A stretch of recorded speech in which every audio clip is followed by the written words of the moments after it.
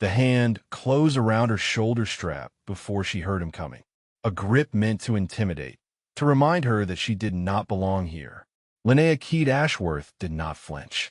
She had felt worse hands in worse places, and the man attached to this one had no idea what he was touching. Master Chief Dominic Vance stepped around to face her, his chest broad beneath his instructor's shirt, his jaw set in the particular way of men who had never been told no by anyone who mattered. Behind him, a dozen SEALs had frozen mid-drill on the obstacle course, watching the confrontation unfold beneath the California sun. "What do we have here?" Vance said, his voice carrying across the sand. He looked her up and down, taking in the civilian clothes, the gray streaking through her dark hair, the thin scar along her jawline. "You lost, ma'am. The commissary is about 2 miles that way." Linnea met his eyes.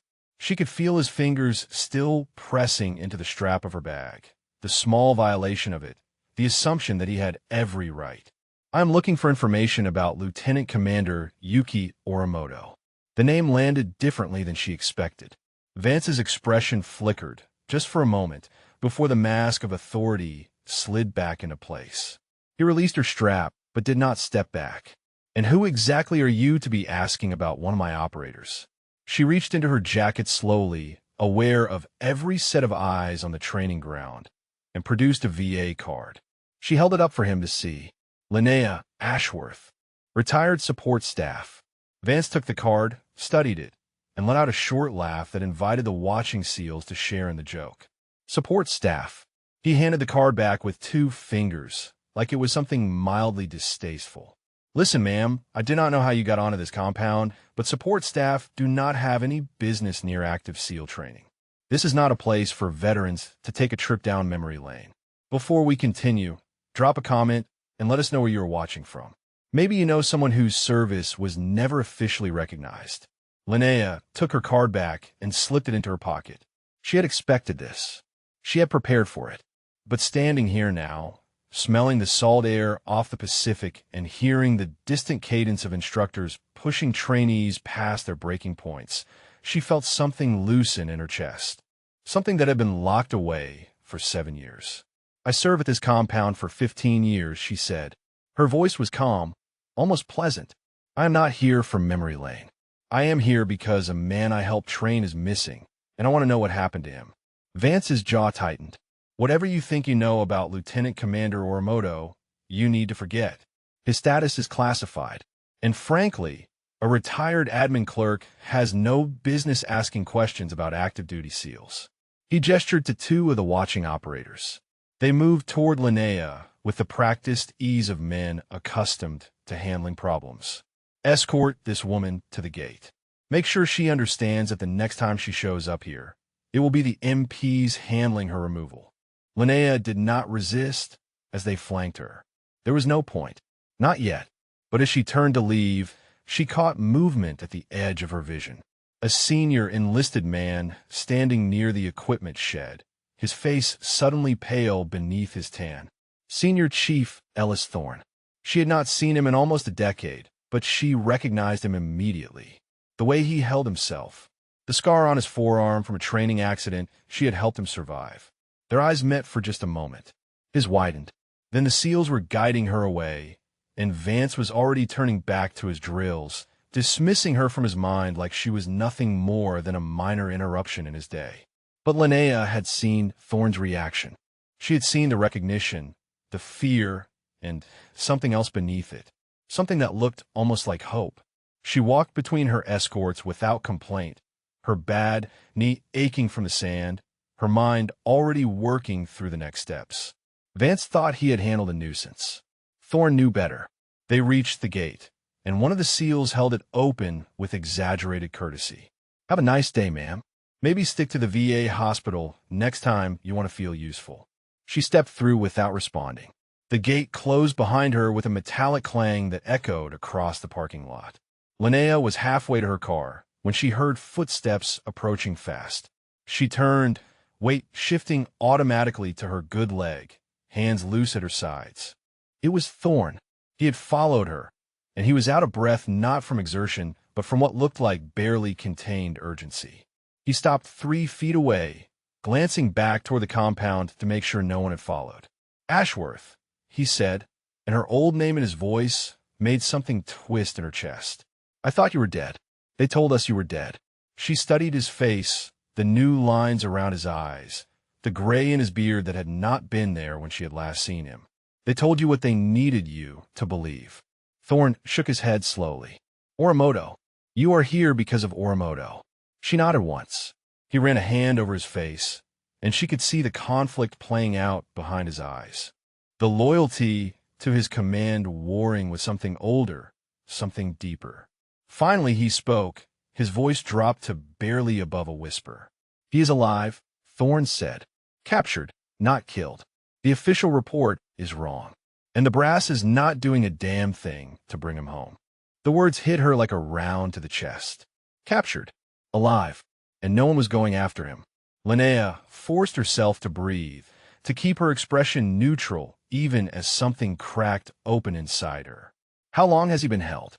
Thorn glanced back toward the compound again. 11 days.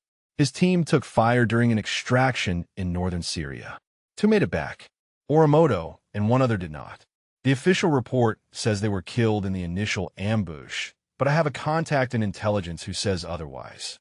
Satellite imagery picked up movement consistent with prisoners being transported. Then why is there no rescue operation? Thorn's laugh was bitter, hollow. You would have to ask Commander Briggs that question. He is running operations now. He classified the intelligence, buried the satellite data, and told everyone that mounting a rescue would be diplomatically complicated. Briggs. The name pulled something from the deep well of her memory. Weston Briggs. She remembered a junior officer with soft hands and hard ambition, the kind of man who counted his career progression in steps over bodies. He had been in one of her training rotations, back when she still existed on paper. He had failed the Fallujah simulation 3 times before she had taken over his instruction personally. "I remember Briggs," she said. "Then you know what kind of man he is." Thorn stepped closer, lowering his voice further.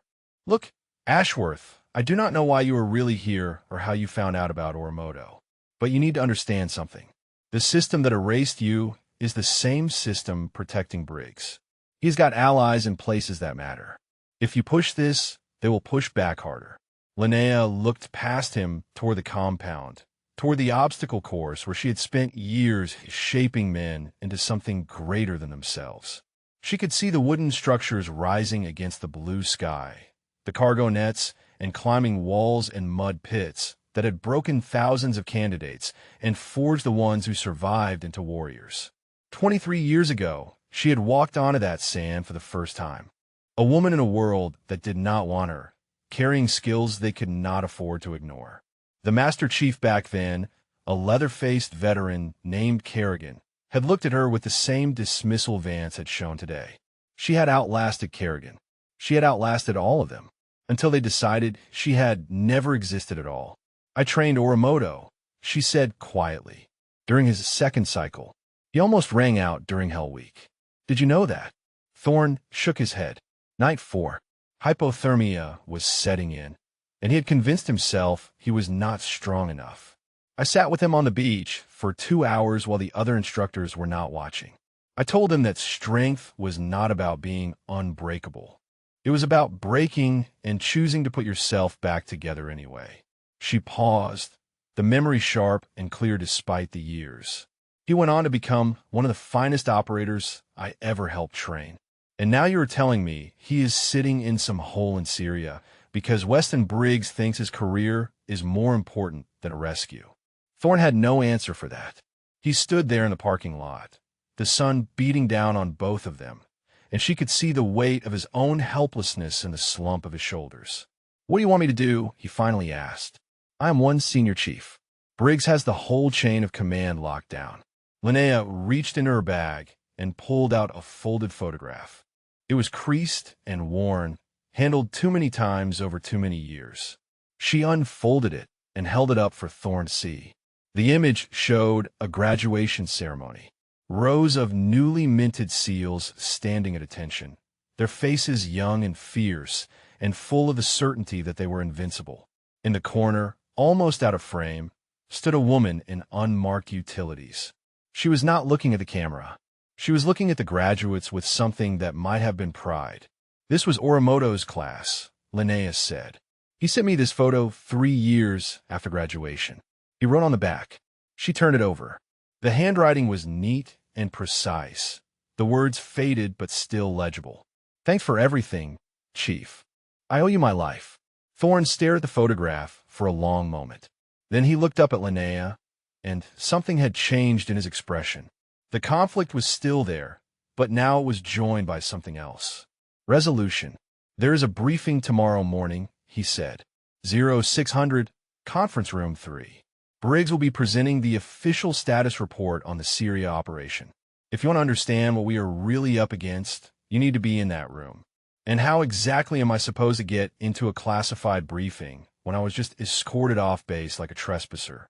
Thorne reached into his pocket and pulled out a key card. He pressed it into her hand. "Maintenance access.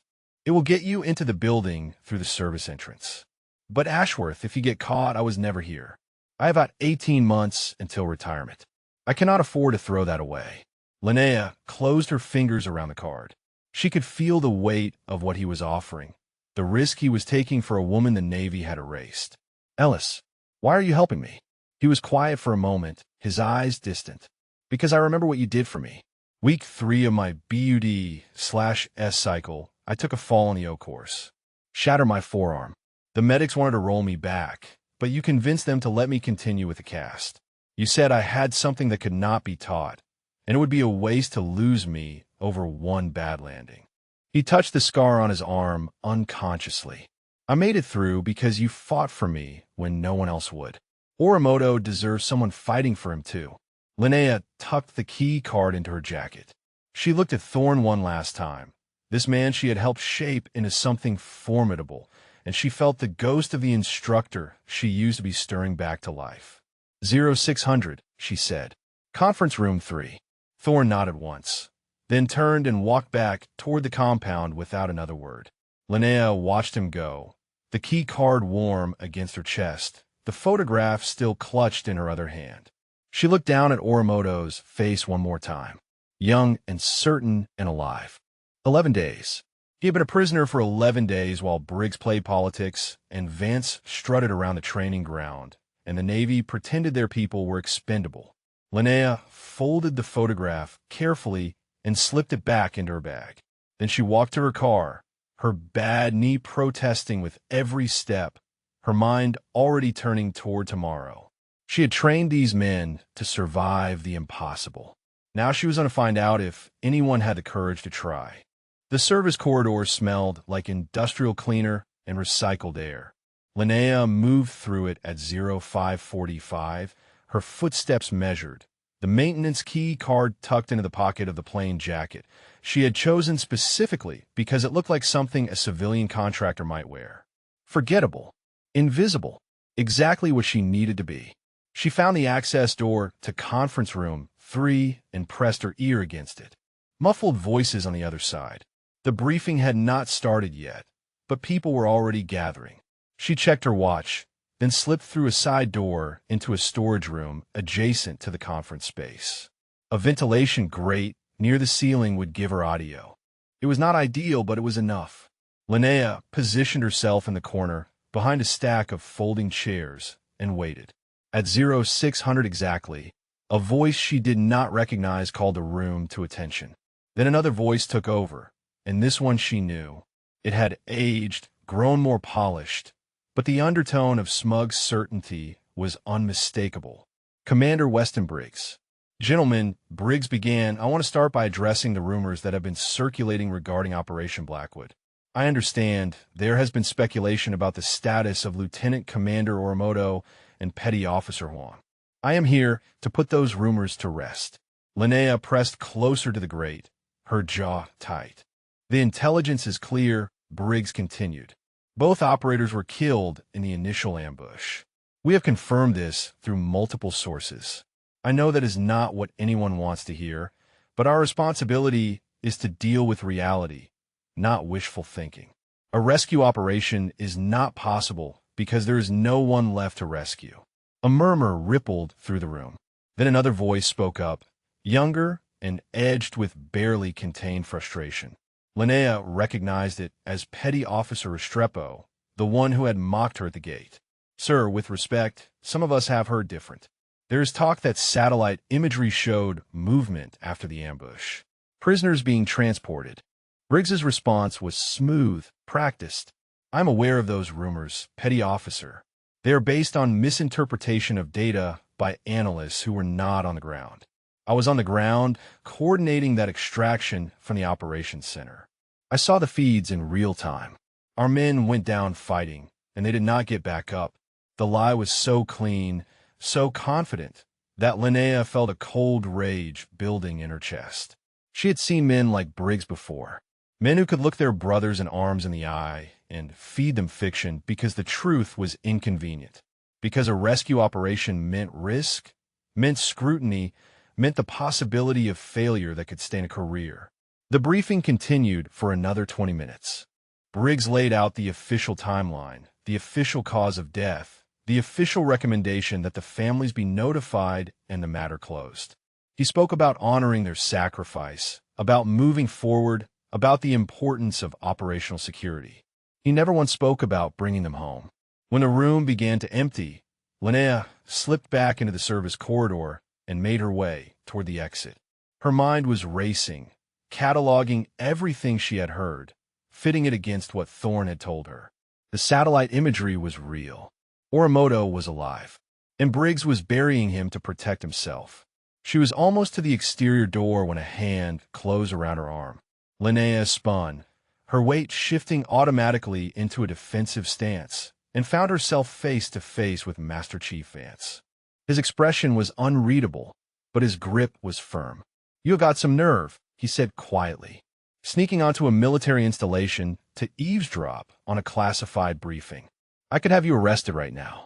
I should have you arrested." Linnea met his gaze without flinching.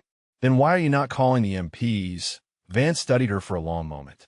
Something flickered behind his eyes, something that looked almost like doubt.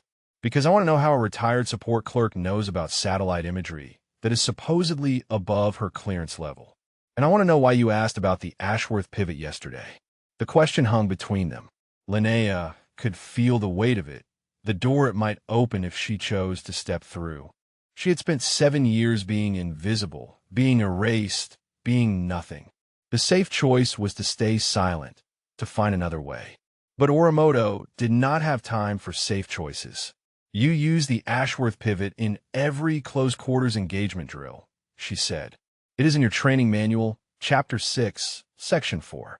The technique involves a lateral hip rotation that creates space while maintaining weapon retention. It was developed in 2007 to address failures in the previous CQB protocol that resulted in 3 training fatalities." Vance's grip on her arm loosened slightly.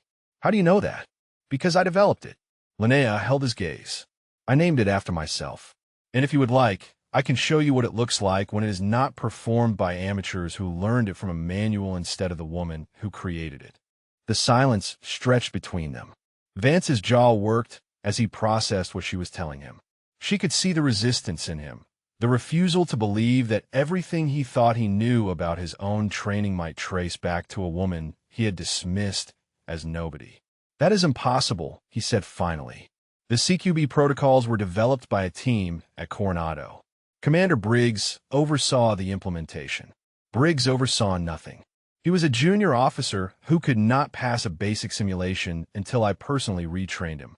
The protocols were developed by a classified program that was scrubbed from the official records 6 years ago, along with everyone who worked on it." Vance released her arm. He took a step back, his expression shifting from suspicion to something more complicated. Confusion. The first crack in his certainty. "Who are you?" he asked. "Who are you really?" Before Linnea could answer, footsteps echoed down the corridor. Vance turned sharply, positioning himself between her and the approaching sound.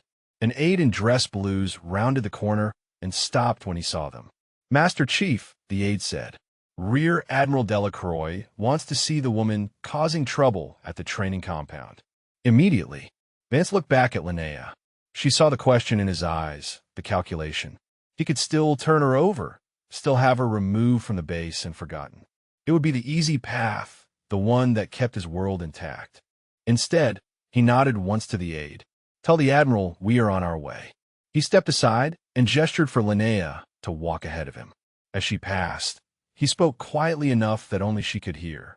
"I do not know what your game is, Ashworth, but if you're lying to me about any of this, I will personally make sure you never set foot on a military installation again." Linnea kept walking, her heart steady, her mind focused on what waited ahead. She had cracked Vance's certainty. Now she needed to find out if Rear Admiral Delacroix would be an ally or another obstacle. Either way, the truth about Orimoto was not going to stay buried much longer. The walk across base felt longer than it should have. Linnea kept pace with the aide while Vance followed a half-step behind, close enough that she could feel his presence like a hand hovering near her shoulder. The morning sun cast long shadows across the pavement, and everywhere she looked, she saw ghosts of her former life. The barracks where she had bunked during her first year.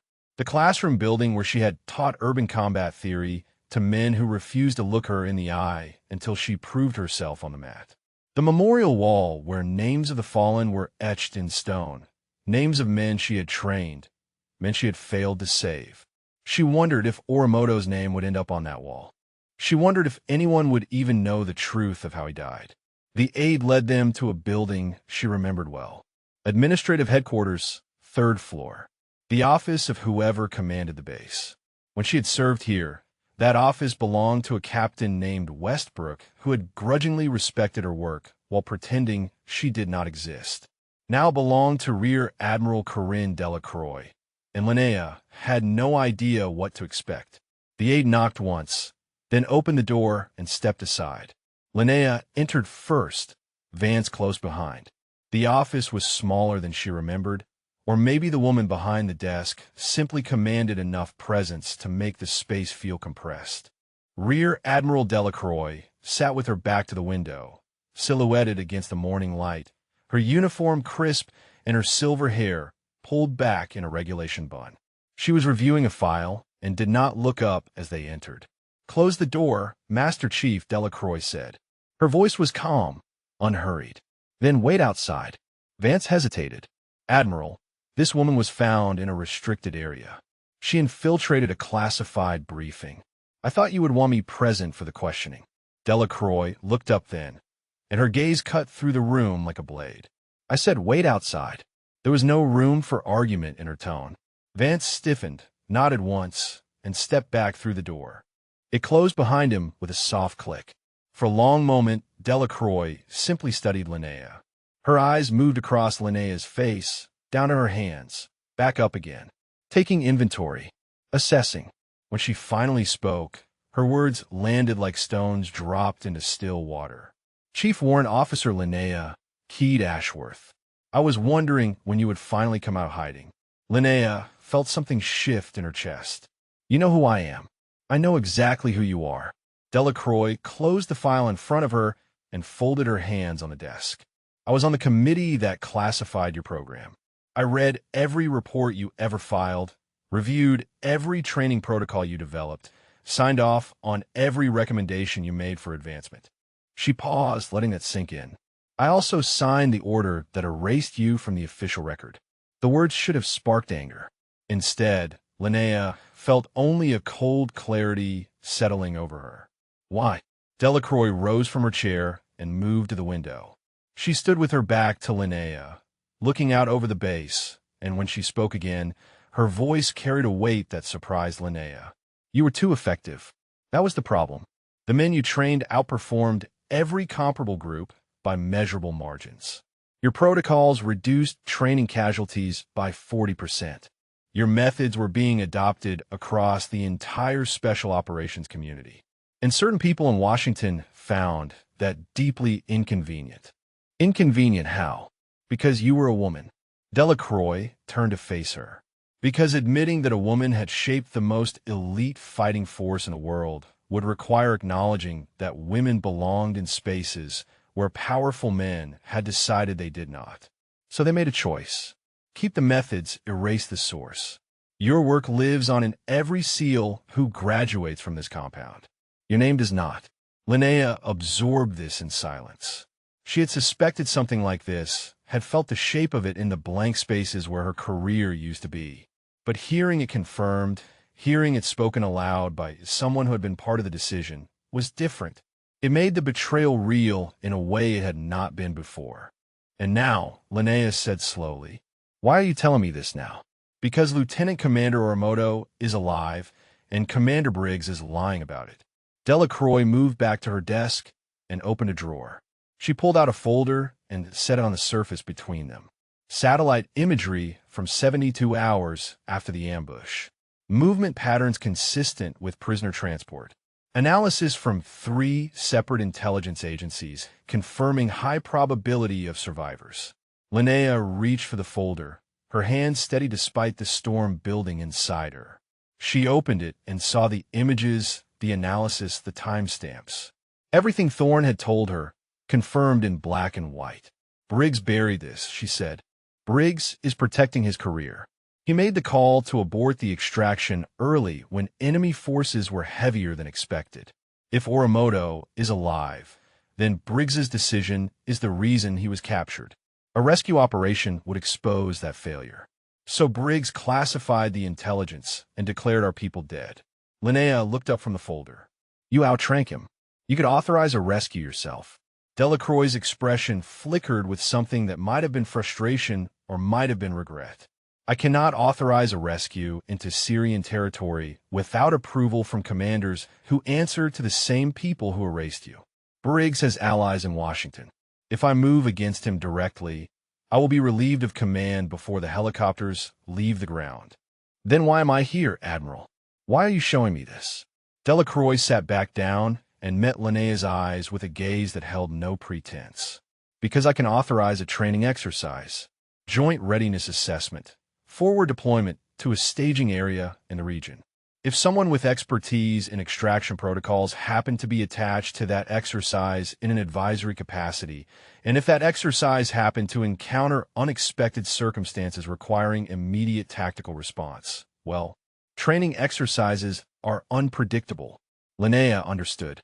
The Admiral was offering her a path, narrow and dangerous, but a path nonetheless. A way to reach Oramoto without leaving fingerprints that could be traced back to official channels. "There's one problem," Linnea said. "Briggs controls training operations. Any exercise would need his approval." Delacroix nodded slowly. "Yes, it would." The implication hung in the air between them.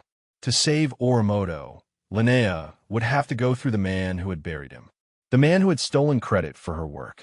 The man who had failed every test she had ever given him until she had personally dragged him to competence. She closed the folder and slid it back across the desk. "How'd I get a Briggs?" Delacroix allowed herself a small smile, the first crack in her composed exterior. "There's a combat assessment tomorrow. SEALs demonstrate readiness through standardized evaluations. Performance on that assessment determines deployment eligibility." She paused, letting the words land. If a civilian advisor were to participate in that assessment and demonstrate capabilities that exceeded active duty operators, it would raise questions. Questions that Briggs could not bury without drawing attention to himself. Linnea thought of her bad knee, her 47 years, the 7 years since she had last operated at peak capacity. Then she thought of Oramoto in a cell somewhere, counting days, wondering if anyone was coming. "Schedule me for the assessment," she said. The temporary quarters they had assigned were sparse. A narrow bed, a metal desk, a window overlooking the Pacific. Linnea stood at that window as the sun began its descent toward the water, painting the sky in shades of orange and red that she had once watched every evening during her years at this compound. Back then, she had felt invincible. 40 years old, and at the peak of her abilities, respected by the men she trained, even if that respect was never spoken aloud. She had believed that her work mattered, that the protocols she developed and the warriors she shaped would be her legacy. Now she was 47 with a knee that predicted rain better than any meteorologist and hands that sometimes trembled when she was tired. The woman who had designed half the SEAL training program was about to step onto the assessment course and prove herself against operators half her age. She was terrified. A knock at the door pulled her from her thoughts. She crossed the room and opened it to find Commander Weston Briggs standing in the hallway, his uniform immaculate, his smile carrying all the warmth of a shark circling wounded prey. "Chief Ashworth," he said, pronouncing her rank with exaggerated courtesy. "Or should I say, Miss Ashworth? I understand your commission was terminated along with your program." Linnea leaned against the doorframe and studied the man she had once tried to train. He had aged well, she had to admit. The soft hands she remembered had been replaced by manicured ones, and the uncertain junior officer had evolved into something sleeker and more dangerous. But his eyes were the same, calculating, self-serving. "Commander Briggs, I was wondering when you would come to welcome me personally." He stepped past her into the room without waiting for an invitation, moving with the casual arrogance of a man who believed every space belonged to him. "I wanted to see for myself the woman who has been causing such disruption to my operations. The famous ghost from the classified files. So you do remember me." Briggs turned to face her, and his smile widened. "I remember a support contractor who had delusions of importance. A woman who somehow convinced a previous administration that she deserved access to restricted training programs." He shook his head slowly. "I also remember that when the adults finally took charge, they recognized you for what you were. A novelty, a political experiment that failed." Linnea felt the anger rising in her chest, hot and sharp, but she kept her voice level. "Is that what you tell yourself? That I was a novelty?" "I tell myself the truth." Briggs moved closer, close enough that she could smell his cologne, something expensive and aggressive. "You were never one of us, Ashworth. You were a curiosity they tolerated because it made certain politicians feel progressive. When the real operators took over, they corrected the mistake." "The real operators?" Linnea let out a short laugh. "You mean like Hugh Briggs, the man who failed the Fallujah simulation 3 times? The man who could not execute a basic room clearance until I spent 6 weeks rebuilding his instincts from the ground up." His smile flickered, just for a moment, and she saw the old uncertainty flash behind his eyes. Then the mask was back, harder than before. "Ancient history. What matters now is that I command this base's training operations, and you are a civilian trespasser who infiltrated a classified briefing. I could have you arrested. I could have you prosecuted under half a dozen federal statutes. Then why am I still here?" Briggs moved to the window, looking out at the same view she had been contemplating moments before. "Because Admiral Delacroix seems to believe you have some value as a training consultant. She has authorized your participation in tomorrow's assessment as an external evaluator." He turned back to her, and his expression had shifted to something colder. "I want you to understand what that means. Enlighten me." "It means you will be on that course with active duty SEALs who have been training for months. Men in their physical prime, men who do this every day, men who have killed enemies in combat zones you cannot imagine." He stepped toward her again, and his voice dropped low. "You are 47 years old with a medical discharge on your record. When you fail tomorrow, and you will fail, I will use that failure to have you permanently barred from every military installation in the country. Your little adventure ends here." Linnea held his gaze without flinching. She could feel the weight of his contempt, the certainty that he had already won. He did not know about the satellite imagery. He did not know that Delacroix was playing a longer game. He thought this was about ego, about an old woman trying to recapture her glory days. Let him think that. "You seem very confident," she said quietly. "I'm always confident when I know the outcome." Briggs moved toward the door, then paused with his hand on the frame. "One more thing. I know why you're really here. You think Orimoto is alive. You think you can somehow save him." He shook his head with what might have been genuine pity. "He is dead, Ashworth. They're all dead, and nothing you do tomorrow or any other day is going to change that." He left without waiting for a response, the door clicking shut behind him. Linnea stood alone in the fading light, her hands trembling at her sides. Not from fear this time, but from the effort of holding back everything she wanted to say, everything she wanted to do. Briggs thought he had won. He thought she was a relic, a joke, a problem to be managed and discarded. She moved to her bag and pulled out the photograph of Orimoto's graduation class. His face smiled up at her from the worn paper, young and certain and alive. She traced the edge of the image with her fingertip, remembering the night she had sat with him on the beach, talking him back from the edge of surrender. Strength is not about being unbreakable, she had told him. It is about breaking and choosing to put yourself back together anyway. She had broken when they erased her. She had spent 7 years in pieces, scattered and forgotten. Tomorrow, she was going to put herself back together. She set the photograph on the desk where she could see it, then lowered herself to the floor. Her knee screamed in protest as she began the stretching routine she had not performed in years. The muscles resisted. The joints complained. Every movement reminded her of what she had lost. But she kept going, breath by breath, stretch by stretch, rebuilding herself one motion at a time. Outside the window, the sun disappeared beneath the Pacific, and the stars began to emerge over Coronado. The assessment course sprawled across 3 acres of Coronado sand, a brutal gauntlet of obstacles, shooting stations, and combat scenarios that had broken stronger operators than Linnea had ever been. She stood at the starting line in borrowed training gear, her knee wrapped tight beneath her pants, her heart hammering against her ribs. 30 SEALs lined up beside her. Young men with muscles carved from years of punishment and eyes that carried the flat certainty of killers. They glanced at her with expressions ranging from amusement to contempt. Petty Officer Restrepo stood 3 positions down, shaking his head slowly like he was watching someone walk into traffic. Master Chief Vance moved along the line, clipboard in hand, calling out names and assignments. When he reached Linnea, he paused.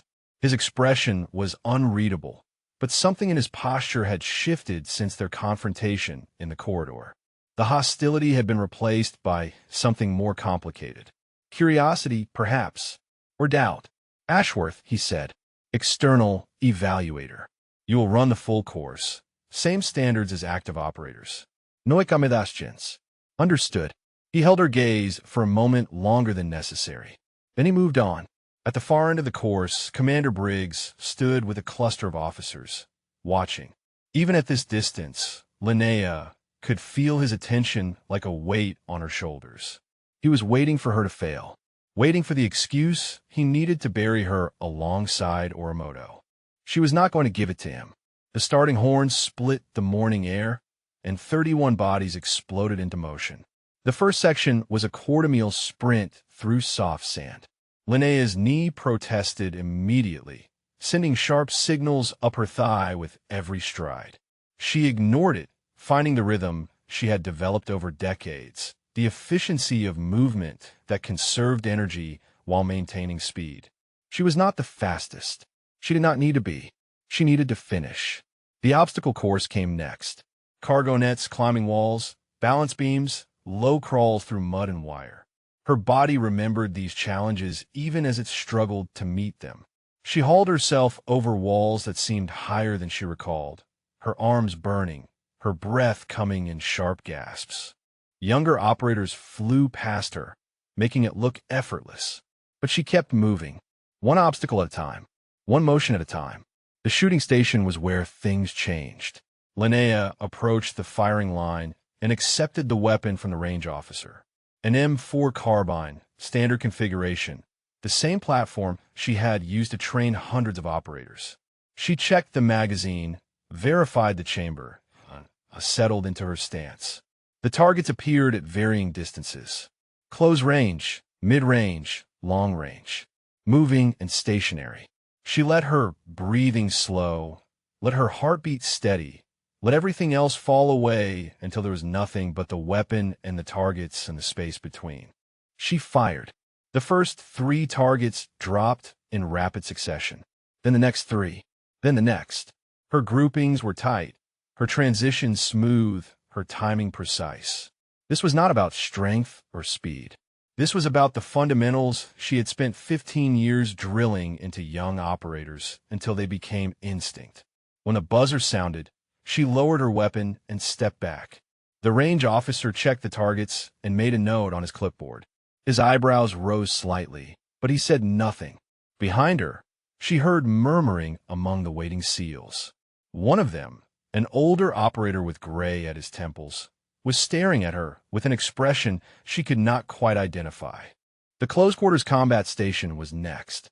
Linnea entered the padded ring and faced her opponent.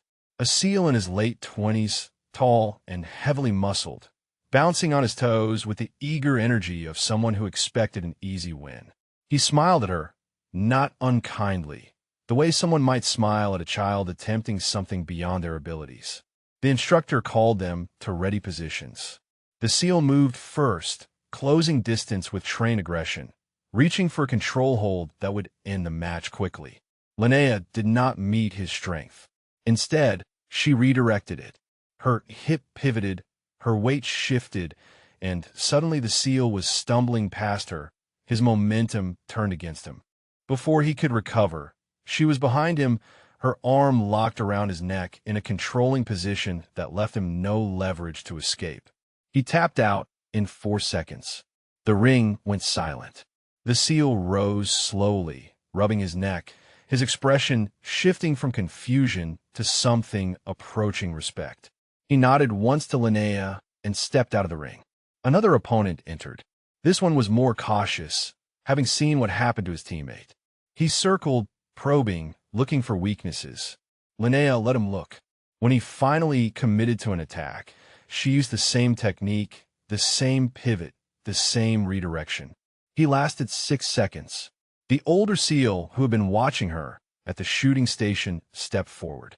"That is the foundation sequence," he said, his voice cutting through the murmur of the crowd. From the manual.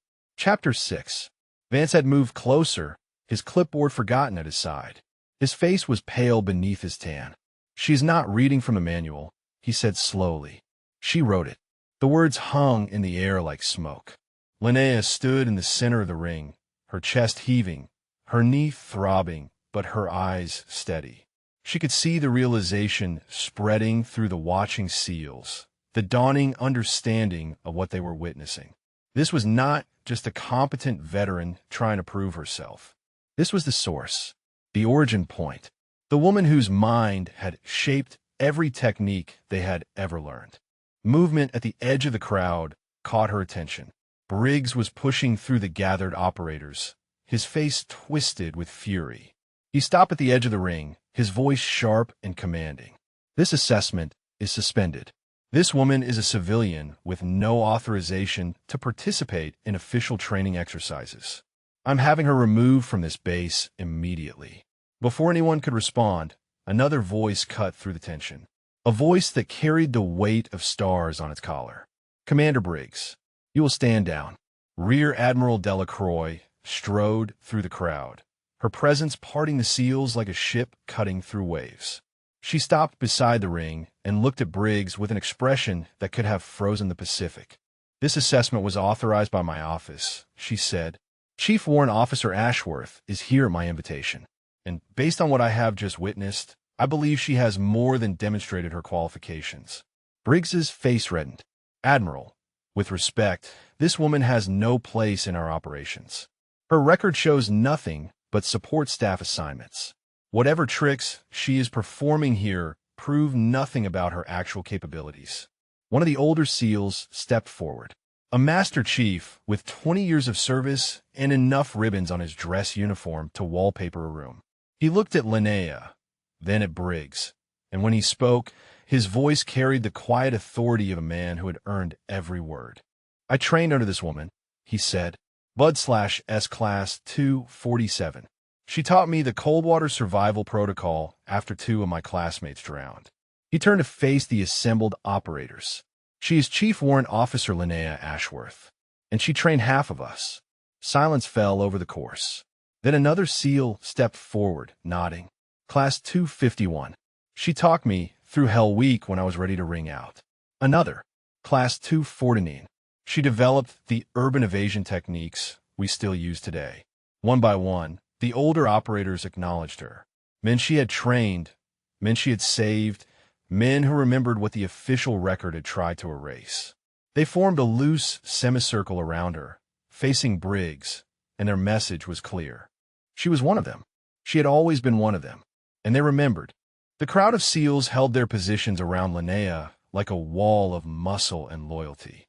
Briggs stood on the outside looking in, his face cycling through shades of red she had not seen since his third failed simulation attempt all those years ago. But unlike that younger version who had crumbled under pressure, this Briggs was dangerous. Cornered animals always were. Admiral Delacroix stepped into the ring and addressed the assembled operators. This assessment is concluded. All participants return to regular duties. Chief Ashworth, Commander Briggs, my office. Now, the crowd dispersed slowly, reluctantly, with backward glances that told Linnea she had not been forgotten. As she moved to follow Delacroix, a hand touched her elbow. She turned to find Vance standing beside her, his expression stripped of its earlier arrogance. I grabbed you like you were nobody, he said quietly. You could have dropped me where I stood. Linnea studied his face, searching for mockery or resentment. She found neither. Only the honest confusion of a man whose entire understanding of his own expertise had just been rewritten. That is not how I trained you, she said. Something shifted in his eyes. A crack in the foundation, perhaps, or the beginning of something new being built. He nodded once and stepped back, allowing her pass. The walk to Delacroix's office was silent. Briggs marched ahead with the rigid posture of a man barely containing his fury, while Linnea followed at a measured pace that favored her aching knee. The adrenaline of the assessment was fading, leaving behind the familiar burn of overexerted muscles and the deeper throb of joints pushed past their limits. She had proven herself, but proving herself and saving Orimoto were not the same thing. Delacroix's office felt different this time. Smaller, somehow, with all three of them occupying the space. The Admiral took her position behind the desk, while Briggs and Linnea stood, facing her like opposing counsel in a courtroom neither had chosen. Commander Briggs, Delacroix began, I have reviewed the satellite intelligence you classified regarding Operation Blackwood. I have also reviewed your decision to abort the extraction and your subsequent report declaring all personnel killed in action. Briggs straightened. Admiral, those decisions were made in accordance with operational protocols. The intelligence was ambiguous, the risks were unacceptable, and my assessment of the situation was sound. Your assessment was wrong.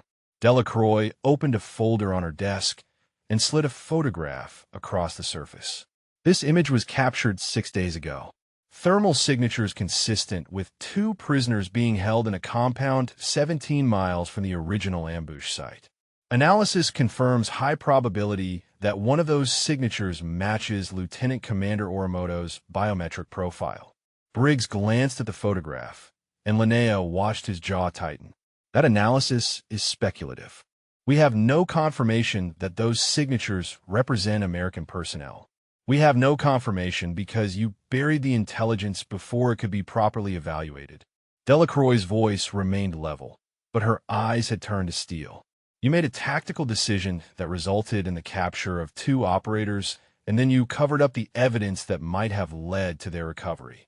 I want to know why. The silence that followed stretched like a wire pulled too tight. Linnea watched Briggs calculate, watched him weigh his options, and search for an escape route. She had seen that look before, in the eyes of men who had run out of excuses. Finally, he spoke. The extraction was compromised. Enemy forces were heavier than anticipated. If I had pushed forward, we would have lost the entire team instead of just 2 operators. I made the call that saved the majority. That is what leadership requires. And the cover-up, Delacroix pressed. The classified intelligence. The false report. Briggs hesitated. Then his shoulders squared, and his voice hardened with the conviction of a man who had decided to stop pretending. Because a rescue operation would have exposed my decision to scrutiny. Because certain people in Washington have invested significant political capital in my career, and they would not appreciate complications. He looked directly at Linnea. And because I was not going to let one ghost from the past destroy everything I have built. Linnea felt the words land like blows, but she kept her expression neutral. She had known Briggs was self-serving. She had not fully grasped how far he was willing to go to protect himself. Delacroix closed the folder slowly. Commander Briggs, you are relieved of operational duties pending a formal investigation. You will confine yourself to quarters until further notice. Briggs's composure finally cracked. You cannot do this. I have allies who will not stand for this kind of treatment. One phone call, and your career is finished, Admiral. Make your phone call. Delacroix rose from her chair, and despite being shorter than both of them, she seemed to fill the room. But understand this. I have spent 30 years in this Navy watching good people sacrifice everything for their country while men like you climb over their bodies to reach the next rung. I am done watching. She pressed a button on her desk. Security will escort you to your quarters. 2 MPs entered and flanked Briggs. He looked from them to Delacroix to Linnea, and for a moment she thought he might resist. Instead, he straightened his uniform and walked out with the rigid dignity of a man who still believed he would win. When the door closed behind him, Delacroix let out a long breath. That man has friends in places I cannot reach. Whatever we do next, we do it fast before those friends have time to respond. The training exercise, Linnea said. Delacroix nodded. I am authorizing it now. Joint Readiness Assessment, forward deployment to Cyprus. From there, you will be within striking distance of the compound where Orimoto is being held. She paused, her gaze settling on Linnea with an intensity that demanded honesty. This is not an official rescue mission. If something goes wrong, the Navy will disavow any knowledge of your actions. You will be on your own.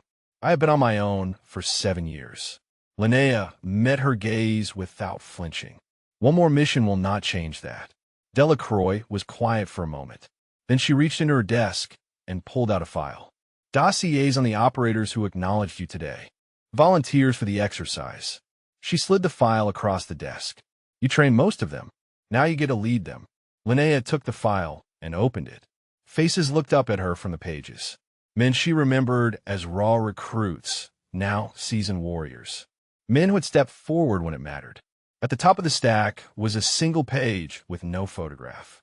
Just a name and a note in Delacroix's handwriting. Master Chief Dominic Vance. Requested assignment to the exercise. Said he owes you an apology that actions speak louder than words. Linnea closed the file and looked up at the Admiral. When do we leave? 48 hours. Delacroix stood and extended her hand. Bring our people home, Chief Ashworth. Linnea shook her hand firmly. The grip was strong, the message clear.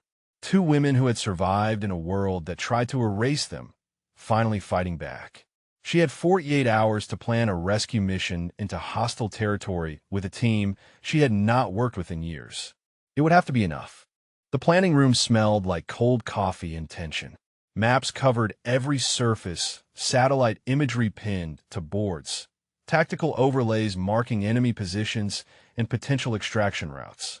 Linnea stood at the center table, surrounded by 12 operators who had volunteered to follow her into Syria. 12 men, 12 lives in her hands. She had spent the last 36 hours rebuilding herself into the tactician she used to be. Sleep came in fragments between planning sessions, meals eaten standing over maps, her mind running scenarios until the variables blurred together. Her knee had swollen to twice its normal size, but she had wrapped it tight and swallowed enough ibuprofen to dissolve a lesser stomach. Pain was temporary. Failure was permanent. The compound is here. Linnea tapped the map, drawing attention to a cluster of buildings nestled in a valley 17 miles from the Syrian border. Thermal imaging confirms 2 heat signatures consistent with prisoners being held in the northwest structure. Guard rotations suggest a force of approximately 30 hostiles. Light vehicles, no armor that we have identified. Vance leaned over the table, studying the terrain. Insertion options are limited. The valley has natural choke points that would make a ground approach suicide, which is why we are not using the ground. Linnea pulled another overlay onto the map, this one showing flight paths. We insert by helicopter, fast rope onto the ridge here, and approach from the high ground. The enemy will be expecting an assault from the valley floor. They will not be watching the cliffs. Senior Chief Thorne traced the route with his finger. That is a 4-hour approach through rough terrain. At night, with full combat loads. I designed this approach for exactly these conditions. Linnea met his eyes. I called it Protocol Ashworth 7. It was developed for extractions in mountainous regions where conventional approaches were impossible. The technique was classified and never officially implemented. Until now, Vance said. Until now. Petty Officer Restrepo shifted uncomfortably near the back of the group. He had been quiet since the assessment, watching Linnea with an expression caught somewhere between embarrassment and grudging respect. Finally, he spoke. What about exfil? Once we grab our people, how do we get out?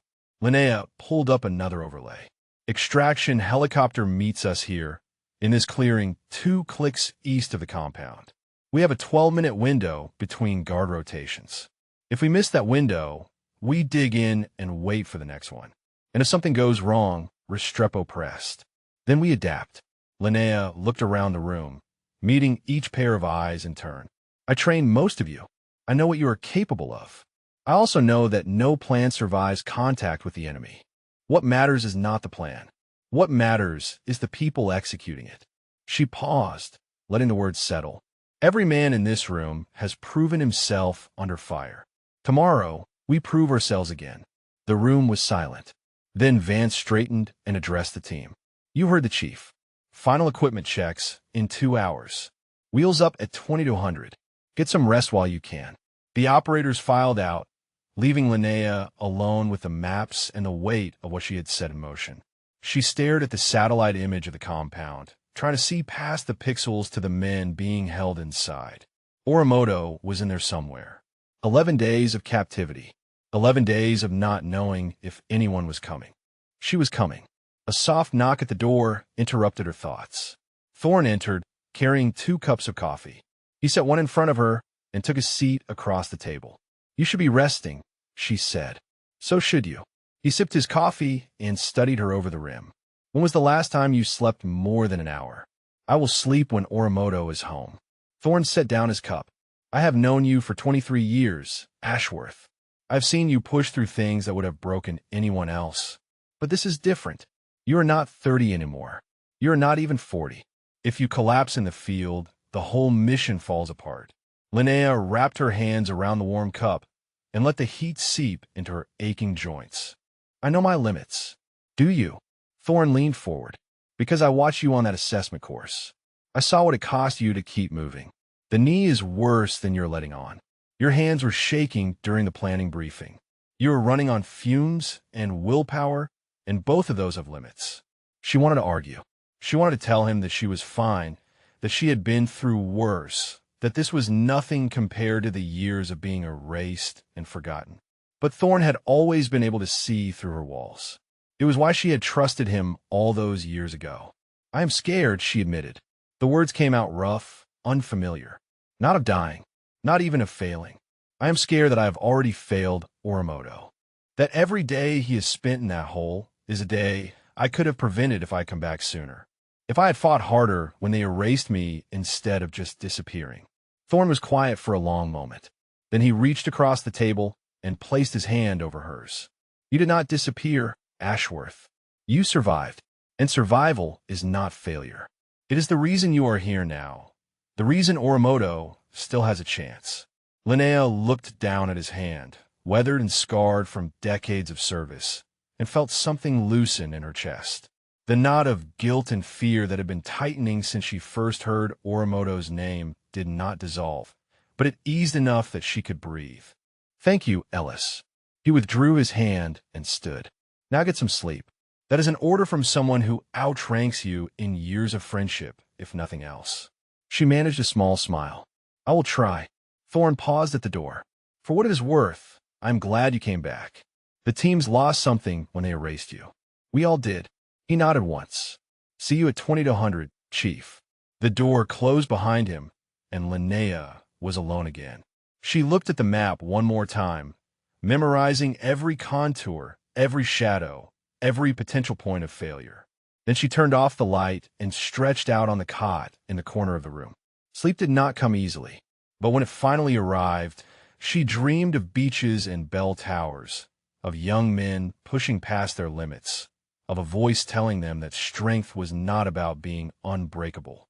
In 8 hours, she would find out if she still believed it. The helicopter cut through the darkness like a blade, rotors beating a rhythm that Linnea felt in her bones.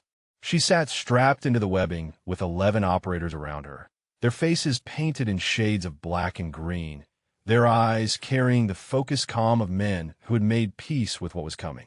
Cyprus had been a blur of final preparations and equipment checks. Now they were 30 minutes from the Syrian border, flying low enough that the mountains rose like shadows on either side of them. No lights, no radio chatter, just the thrum of the engines and the weight of what they were about to do. Linnea checked her gear for the 5th time. Weapons secured, ammunition distributed, medical kit accessible. Her knee was wrapped so tight she could barely feel it, which was exactly the point. Pain would come later. Right now, she needed to move. Vance sat across from her, his face unreadable beneath the war paint. He caught her eye and nodded once. A simple acknowledgement. We are ready. She nodded back. The crew chief held up 5 fingers. 5 minutes to insertion. Linnea rose and moved to the open door, gripping the frame as the cold air rushed past. Below, the terrain was a patchwork of darkness and deeper darkness, ridgelines barely visible against the star-scattered sky. Somewhere in that blackness, Orimoto was waiting. She keyed her radio. All elements, final check. One by one, the team reported in. Thorne, Vance, Restrepo, 9 others, each voice steady, each man ready. The helicopter banked, losing altitude, and Linnea saw the ridge rising ahead of them. The pilot brought them in fast and low, flaring at the last moment to hover 3 feet above the rocky ground. Go, go, go. Linnea was first out the door. Her boots hit stone and her knee screamed, but she was already moving, weapon up, scanning the darkness as the rest of the team poured out behind her. The helicopter lifted away immediately, disappearing into the night, leaving them alone on the mountain. Silence. The kind of silence that pressed against your ears and made every sound feel amplified. Wind across rock. The distant cry of some night bird. 12 sets of lungs breathing in controlled rhythm. Linnea oriented herself against the stars and pointed east. For clicks to the compound. Move. They moved. The terrain was brutal. Loose scree that shifted underfoot, narrow ledges that required single-file movement, drops that vanished into blackness on either side. Linnea set the pace, pushing as hard as her body would allow, knowing that every minute they spent on approach was a minute the enemy might detect them. Her knee was a constant companion now, a grinding presence that she acknowledged and ignored in equal measure. She had trained in worse conditions. She had pushed through worse pain. This was nothing. This was everything. 2 hours in, Thorne moved up beside her. Compound is just over that ridge. Thermal shows the same signatures we identified in planning. 2 prisoners, northwest building. Guard positions, 3 on the perimeter. 2 more at the main entrance. The rest are concentrated in the southern structures. Linnea studied the ridge ahead, calculating angles and approaches. We split into 3 teams. Alpha takes the perimeter guards. Bravo secures the entrance. I lead Charlie to the prisoners. Vance appeared at her other side. You should stay back. Direct from a secure position. If something happens to you, command structure falls apart. If something happens to me, you take over. Linnea met his eyes in the darkness. But I did not come this far to watch from the sidelines. Orimoto is my responsibility. I'm going to be the one who brings him out. Vance held her gaze for a long moment. Then he nodded. Your call, Chief. They crested the ridge and looked down at the compound for the first time. It was smaller than the satellite imagery had suggested, a cluster of low buildings surrounded by a makeshift wall of sandbags and wire. Lights burned in 2 of the structures. Guards moved in predictable patterns, their silhouettes visible against the glow. Linnea raised her hand and began issuing signals. Alpha Team peeled off to the left. Bravo circled right. Charlie, for operators including Linnea and Restrepo, moved straight down the slope toward the northwest building. The first guard never saw them coming. Thorn materialized from the darkness and dropped him with a single controlled motion, catching the body before it could fall and make noise. Across the compound, similar scenes played out in silence.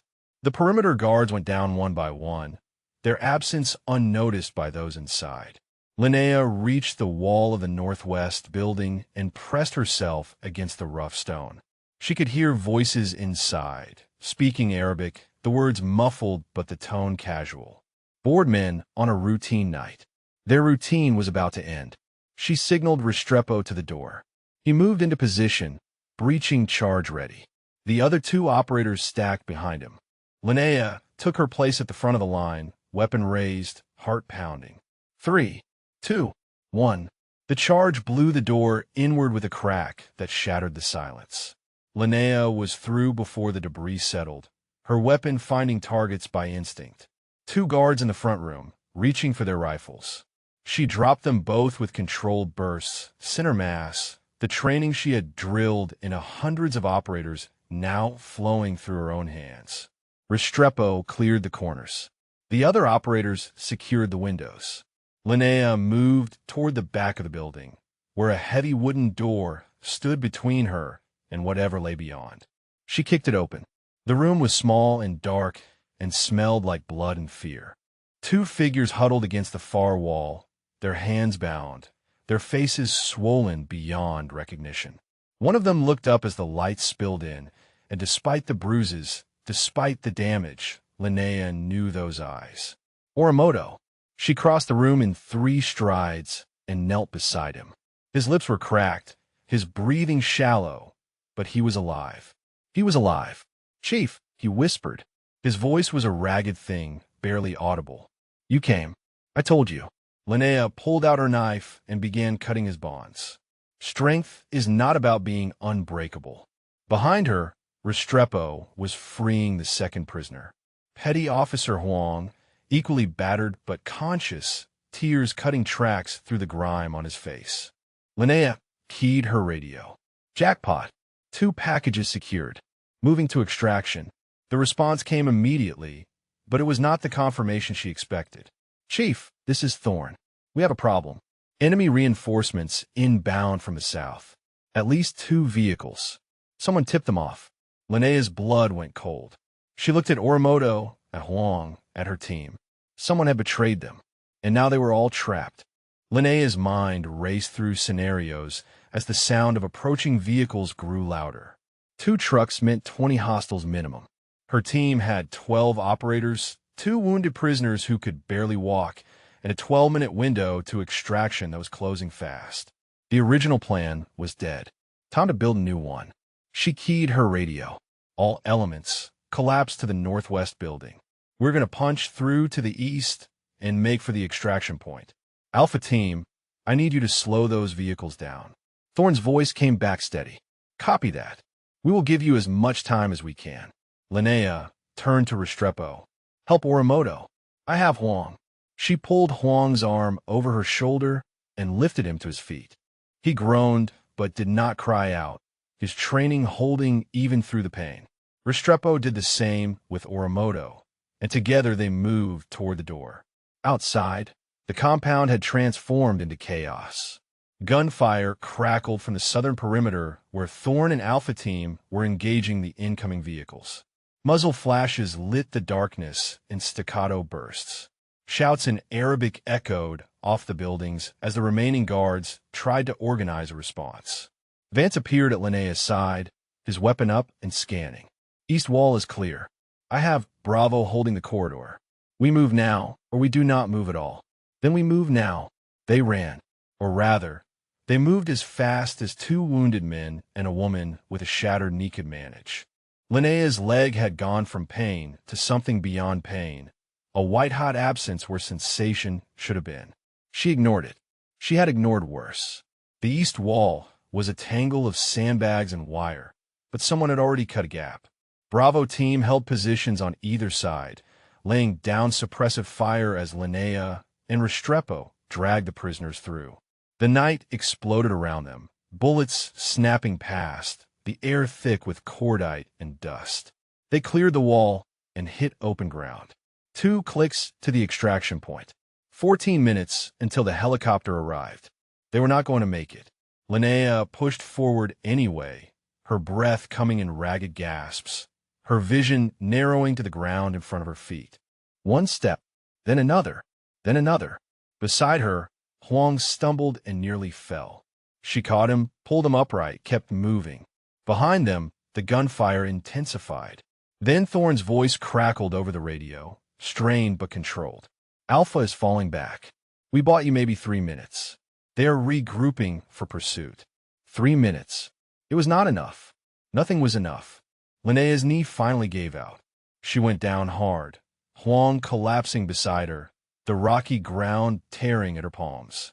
For a moment she lay there, staring up at the stars, feeling the weight of every year and every mile pressing down on her chest. Then Vance was there, pulling her upright, his voice sharp in her ear. "Not yet, Chief. You do not get to quit yet." She looked at him through the haze of exhaustion and saw something she had not expected. Not pity, not frustration. Respect. "I'm slowing you down," she said. "Leave me. Get them to the extraction point." Vance shook his head. "That is not how you trained us, remember. Nobody gets left behind." He pulled her arm over his shoulder and lifted her off the ground. Restrepo appeared on her other side, Orimoto now supported by 2 other operators. Together, they moved as a unit, carrying their wounded, covering their retreat. The pursuing vehicles had reached the compound. Headlights swept across the terrain behind them, and Linnea could hear engines roaring as the enemy gave chase. They had minutes at most before they were overrun. Then she saw it, a narrow ravine cutting across the landscape ahead, invisible until you were almost on top of it.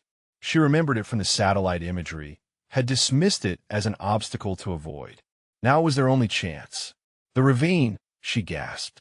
"Get everyone into the ravine." Vance did not question her.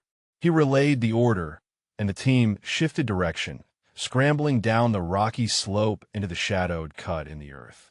The walls rose around them, blocking the headlights, hiding them from view. Linnea pressed herself against the cold stone and listened. The vehicles roared past above them, continuing east toward the extraction point. They had not seen the team drop into the ravine. They were chasing ghosts. She keyed her radio, her voice barely above a whisper.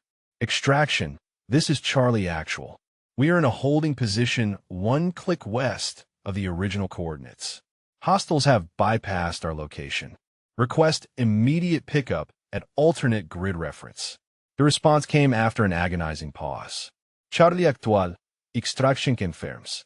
Rerouting to alternate coordinates. ETA 8 minutes. 8 minutes. They could survive 8 minutes. Linnea slumped against the ravine wall, her legs stretched out in front of her, her heart still hammering. Around her, the team had taken defensive positions, weapons trained on the edges of the ravine, ready for anything. Orimoto had been propped against the opposite wall. His eyes found hers across the narrow space. And despite everything, despite the bruises and the blood and the 11 days of captivity, he smiled. "You came," he said again. "I trained you." Linnea managed a weak smile of her own. "That makes you my responsibility." He shook his head slowly. "It is more than that. You saved my life twice now. Once on that beach when I wanted to quit. And now this." He paused, his damaged voice catching. "They told me no one was coming. They told me I had been abandoned. You were never abandoned." Linnea felt the words settle into the space between them, solid and true. "You were just waiting for us to catch up." The minutes crawled past. Above them, the sounds of pursuit faded as the enemy realized they had lost their quarry. Somewhere to the east, the extraction helicopter was banking toward their new coordinates. Then Restrepo, positioned at the edge of the ravine, held up his hand. "Incoming." One vehicle, moving slow. Linnea struggled to her feet, ignoring Vance's attempt to hold her down. She limped to Restrepo's position and peered over the edge. A single truck had broken off from a main pursuit and was sweeping the terrain with a spotlight. Methodical, patient, getting closer. If that light found the ravine, they were dead. Linnea looked at her weapon, then at the truck. The range was extreme. The angle was bad. Her hands were shaking from exhaustion and pain. But she had trained for exactly this kind of impossible shot. She raised her rifle, settled into position, and let her breathing slow. The spotlight swept closer, 50 meters from the ravine edge. 40, 30. She squeezed the trigger. The spotlight shattered. The truck swerved, then stopped, its occupants shouting in confusion. Before they could recover, the sound of helicopter rotors thundered over the ridge. Extraction had arrived. The team moved. Linnea felt herself being lifted, carried, passed from hand to hand as the helicopter touched down in a storm of dust and noise. Then she was inside, strapped to the deck, watching the Syrian landscape fall away beneath them. They were going home. The hospital at Landstuhl was a blur of white lights and antiseptic smells. Linnea drifted in and out of consciousness as doctors worked on her knee, their voices distant and clinical. She heard words like surgical repair and extensive damage and months of rehabilitation, but none of it seemed real. The only thing that felt real was the image of Orimoto's face when she had cut his bonds. The way he had looked at her, like she was something more than a ghost. She woke fully on the second day to find Admiral Delacroix sitting beside her bed. The mission was a success, Delacroix said. Orimoto and Huang are both stable. They will need time to recover, but they're going to make it. Linnea shifted against the pillows, wincing as her leg protested. The leak. Someone told them we were coming. We know. Delacroix's expression hardened. Briggs made a phone call from his quarters 2 hours before your insertion. We intercepted the communication after the fact. He contacted an asset in Syrian intelligence and gave them your exact timeline and approach vector. The words should have sparked rage. Instead, Linnea felt only a cold clarity. He was willing to let his own people die to protect himself. He was willing to let everyone die. Delacroix leaned forward, but he made a mistake. He used a military communication channel, which means we have a record. Combined with the evidence we already had, it is enough to end him. Court-martial, at minimum. Delacroix paused, and something shifted in her expression. There may be others. His allies in Washington are scrambling, trying to distance themselves. Some of them will succeed, but Briggs himself is finished. Linnea closed her eyes and let that sink in. Briggs, who had stolen her work. Briggs, who had buried Orimoto to save his career. Briggs, who had tried to kill them all rather than face accountability. He would finally answer for what he had done. It was not enough. It would never be enough. But it was something. There is more, Delacroix continued. The operators who served on this mission have been talking. Word has spread through the teams about what you did. Who you are. She allowed herself a small smile. You are not a ghost anymore. Ashworth. You are a legend. Linnea opened her eyes. I do not want to be a legend. I just wanted to bring my people home. You did both. A knock at the door interrupted them. Delacroix rose as Vance entered, his arm in a sling from a wound Linnea had not even known he had taken. He nodded to the Admiral, then turned his attention to Linnea. Chief, how are you feeling? Like I was dragged through a mountain and shot at for 3 hours. Linnea managed a weak smile. How are you feeling? About the same. Vance moved to the chair Delacroix had vacated and sat down heavily. He was quiet for a moment, his eyes fixed on some middle distance. Then he spoke, his voice rougher than she had heard it before. I owe you an apology. You already gave me one, on the helicopter ride to Cyprus. That was not enough. Vance shook his head. I spent years thinking I knew everything about where my training came from. I taught other men the techniques you developed, and never once asked who created them. When you showed up at the compound, I saw a trespasser, a problem to be handled. He looked at her directly. I should have seen a teacher. Linnea held his gaze. You see one now. I do. He paused. The men are asking about you. Restrepo especially. He wants to know if you would consider coming back. Not as an operator, but as an instructor. He says the teams need what you have to offer. The words landed somewhere deep in Linnea's chest, in a place she had thought was empty. For 7 years, she had believed her contribution was over. Erased. Forgotten. Now she was being asked to return, not as a ghost, but as herself.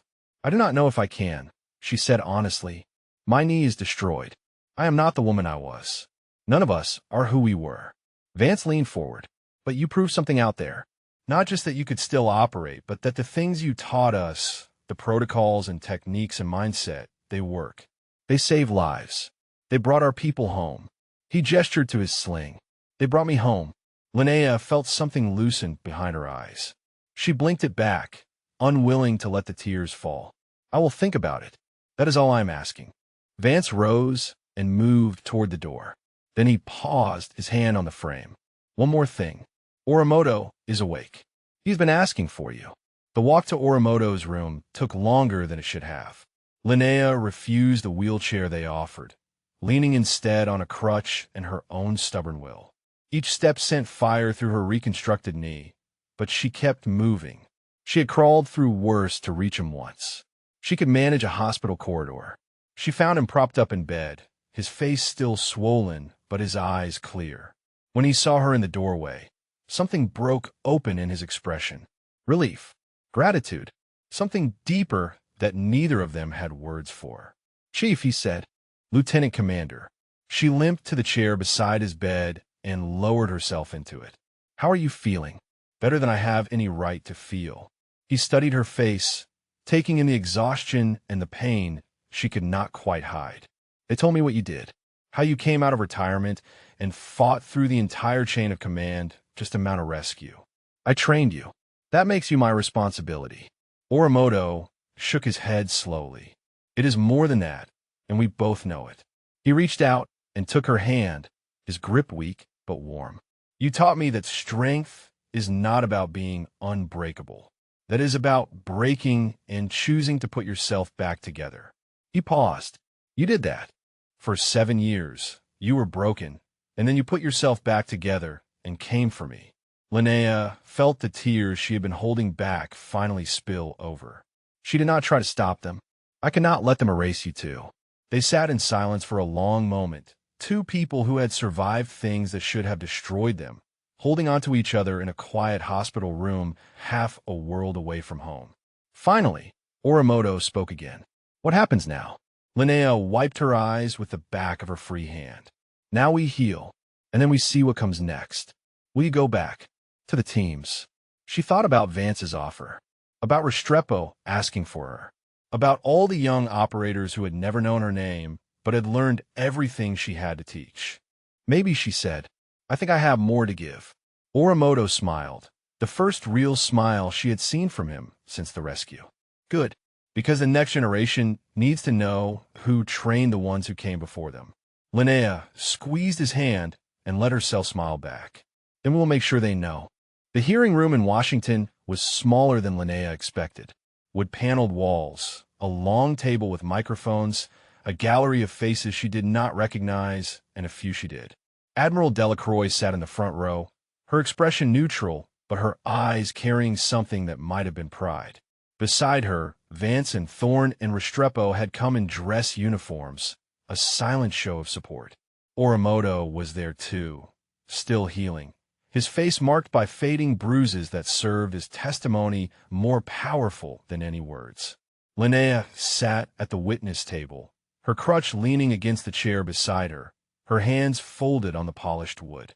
She had thought about what she would say during the long flight from Germany. She had rehearsed it in hospital rooms, in airplane seats, and the quiet hours before dawn when sleep refused to come.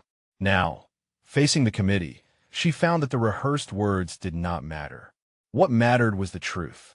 The chairman, a silver-haired senator with tired eyes, called the hearing to order. "Chief Warrant Officer Ashworth, you have submitted testimony regarding your service in classified training programs and the events leading to the rescue of Lieutenant Commander Orimoto and Petty Officer Huang. Before we proceed, is there anything you wish to add to your written statement?" Linnea leaned toward the microphone. "Yes, Senator, there is."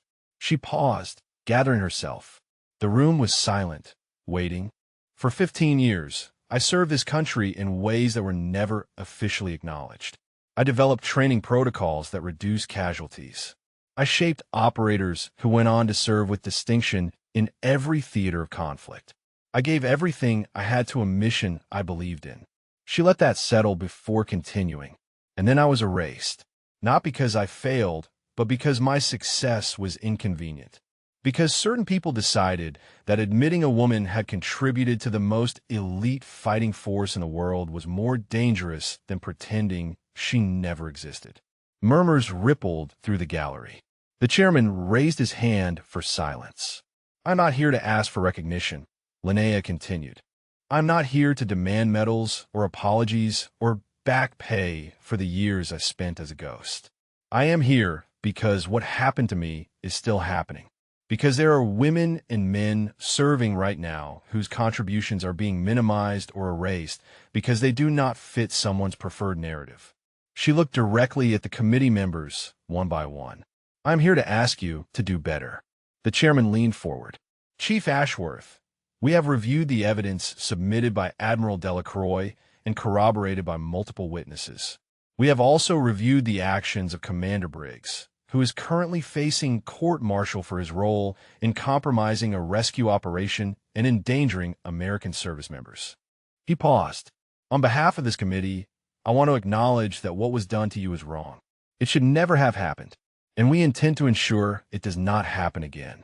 Linnea felt the words land, felt their weight settle into the hollow places that 7 years of erasure had carved inside her.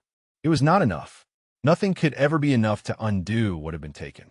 But it was a beginning. The chairman continued.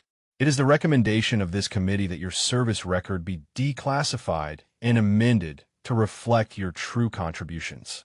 Furthermore, the training protocols you developed will be officially attributed to you in all future documentation. He allowed himself a small smile. The Ashworth pivot will finally bear its creator's name. The gallery erupted in applause. Linnea sat very still, letting it wash over her, watching as Vance and Thorne and Restrepo rose to their feet, watching as Orimoto nodded to her from across the room, his eyes bright with something that looked like justice. She had spent 7 years being invisible. Now, finally she was seen.